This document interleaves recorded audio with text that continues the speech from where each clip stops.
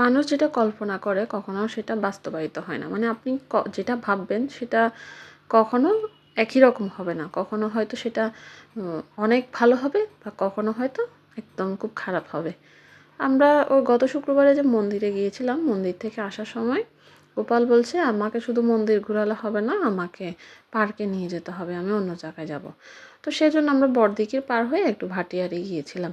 মানে ইচ্ছে ছিল যে মানে বিভিন্ন ভিডিওতে দেখেছিলাম হিল ভিউ পার্কটা অনেক সুন্দর। ভিতরে অনেক সুন্দর লেক আছে। তারপর অনেক পার্কের টাইপসের কিছু আছে, ঝর্ণা আছে একটা। ও দেখে মানে খুব ইচ্ছা হয়েছিল যে ওখানে যাব। কিন্তু গিয়ে দেখলাম বাবারে এত মানুষ, এত গাড়ি, মানে কোথাও যে গাড়ি রাখবে সে জায়গা নেই। আর মানুষ মানে দাঁড়াবে অতটুকু মনে হয় জায়গাও নেই ভিতরে।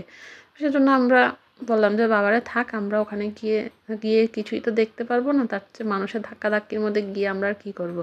তো এই যে বাইরে যে কৃত্রিম ঝর্ণাটা, ওইটাই দেখতে খুব ভালো লাগছিল। তো এতটুকুতে দেখে আমরা ঘুরে ফিরে আবার ওখান থেকে ভাটিয়ারি সানসেট পয়েন্টে গিয়েছিলাম।